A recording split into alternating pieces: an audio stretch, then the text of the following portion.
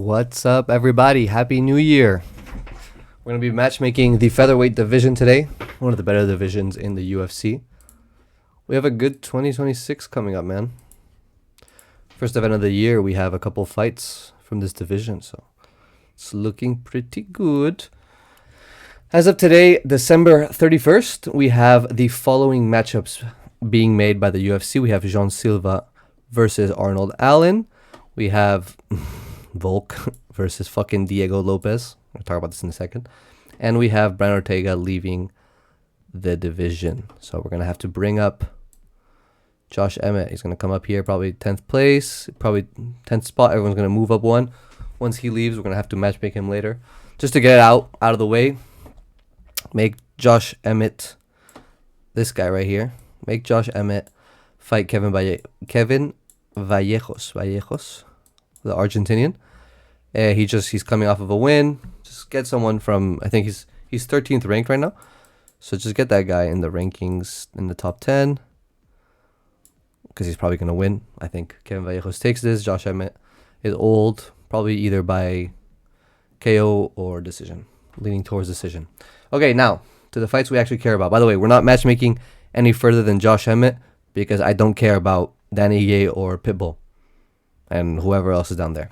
I just don't care. I can't lie. John Silva versus Arnold Allen. John Silva's coming off of a loss to Diego Lopez, this handsome bloke here. This flukesters right here. And Arnold Allen is coming off of a huge layoff. He is on a 1-fight win streak. So we have a guy that's on a 1-loss streak fighting a guy up that's on a 1-fight win streak. It's kind of a weird situation. But Allen's been away for some time. Has some ring rust. I think John Silva takes this. And I think he takes it by decision. It's going to be one of those fights where neither of the guys get knocked out. Or even dropped, actually. But I just see them bleeding. Bleeding all over the cage. Opening up that scar tissue that Lopez gave John Silva. Arnold Allen has got, he's known to bleed. He's known to bleed his fair bit. I think these two are going to fight. It's going to be a super bloody fight. It's going to look like someone just gave birth in the octagon. But I think, unfortunately, Arnold Allen is going to get slimed out by decision. So it's not really a sliming out, but I think John Silva takes this. He's younger. He's been more active. Arnold Allen is coming off of a huge layoff. There's going to be a lot of ring rust involved. And yeah, I just think he takes this, and I think he's going to be a future title challenger. He's going to fight. He's going to fight for the belt, and I think it's going to be soon. The UFC's pushing him. And I think it's good. He's entertaining. It's good. We like John Silva around here. Okay, next, the champ, Volk, fighting fucking Diego Lopez for the second time. What's going on? He just fought against Diego Lopez, and right away, we're making another fight? This was his last fight. He won the belt against Diego Lopez, and now he's defending the belt against the same motherfucker? It has like no merit. There's no logic with this matchmaking. It's just brain dead. We're giving this Brazilian guy, this fucking guy, where is he? Fucking Diego Lopez, another chance to fluke my goat. To fluke Volk, bro. This is literally how I feel about this fight. I'm praying that Volk takes it by decision again. He's definitely not going to submit Lopez or knock him out. His only chance is to win by decision. And we're giving this guy 50 minutes in the octagon to fluke Volk. He damn near KO'd him in the last fight. He rocked him twice, dropped him once. I'm fucking terrified. I'm terrified, and I just can't shake the feeling that Lopez is gonna do it this time. Unfortunately, I have to predict. If I follow my brain, I predict Lopez winning by KO. It's gonna be one of those KOs where he gets dropped, Volk gets dropped, and the ground and pound just finishes up. It's like 2-3 shots and the ref steps in. It's going to be really tragic. That's how I see it. I can't get out of my head. I hope that's not the case. I want Volk to stay around. I don't want him to retire. I want him to beat Lopez and beat the winner of the number one contender shot that we're going to talk about in a second.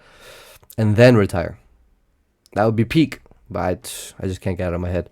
If this happens, if Lopez does beat Volk, kill me and everyone watching this video. The 4 people watching this video, you guys are coming with me. All right. Okay. Lastly, we're going to talk about Brian Ortega. He's had some issues missing weight. He's had some issues with his fights in the past. He carries a lot of fat. I mean, he's a professional athlete, but he carries a lot of fat on him. So I think it's good. It's a good that he's moving up. It's time. It is time. He's gonna be fighting someone up there, man. I don't even remember, but he's leaving the division, so that's why Josh Emmett is coming up here. Okay, now to the stuff. The reason we're here, we're gonna match make the rest of the division, starting with Steve Garcia, nasty striker. He's on a 7-fight win streak. He deserves to fight up. There's no way he should be fighting down or anything else right now. And I think he should fight the winner of the John Silva versus Allen. So Arnold Allen and John Silva, like we said, they're going to be fighting.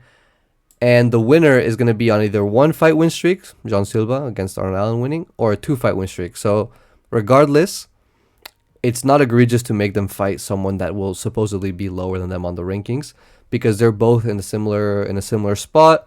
They're not that many, this is not like they're on a 7-fight win streak like Steve Garcia. So I think it's a good idea to make these fight, and whatever happens, it's going to be either KO of the year, KO of the night, or fight of the night. This is going to be a banger matchup.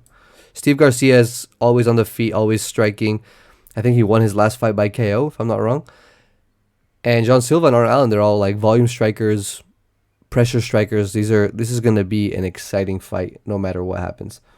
I thought about matchmaking up with Aljamain. Rankings-wise, maybe it makes more sense. But I just don't see it. I think it's going to be more of a boring fight if that happens. Now, what won't be a boring fight is Aljamain Sterling versus Youssef Zalal. On paper, these guys are both known to be kind of boring guys. They mix it up. They're well-rounded. Well, Aljamain can't really strike, but they're more well-rounded than other people in their division. You'd think, okay, they stink it up. It's not really going to be that entertaining. But I think it's going to be somewhat of a Colby and Usman situation where they either cancel out their wrestling and their grappling and they strike, or we're going to see some really nice scrambles. Whatever happens, they deserve it. Aljamain is 2-1 in the featherweight division, so I wouldn't really justify him moving up. I don't think the UFC is going to move him up either ways because they don't want him. They don't want him at bantamweight. They don't want him at featherweight either. And Youssef Zalal, he deserves to fight up. He's on a good fight win streak. I think he tied. No, he's on a 5-fight win streak? Yeah, he tied his last time that wasn't a win, and before that he lost to Topuria. So it was a long time ago. I think Zalal takes this by decision. I do. I think Aljamain's old. He's not going to get finished, but I just think he's older. We've seen issues with the cardio. We saw his fight with Ortega. That was tragic to watch. It was like super washed. And I think, Zalal takes it. He's younger. He's moving up in the world. And I think after this, he's going to be moving up farther in the rankings. The UFC is going to do whatever they can to not give him a title fight, but we'll see how that shakes up. Now, a bit of a weird situation. We have Yair Rodriguez fighting the loser of Volk versus Diego. Now, the reason I say this is a weird situation is because if Volk loses, like I say he will, then he's just going to retire. Right? I wouldn't see him. I don't think he's going to stick around for a third chance at the title. But if Diego loses, we get to settle this generational beef that they've been having. The good ending would be Volk beats Diego by decision. Diego goes down and fights Yair, and we settle this beef. If this were to happen, honestly, I don't know who I would pick. I have to think about it. Diego has way more heart, and Yair kind of struggles against people that actually want to fight. So I don't know. I'd probably pick Diego, but this is the hypothetical matchmaking. I hope this guy does not get the title shot next for beating Pitbull. He beat Pitbull, who's wasn't even ranked when he beat him.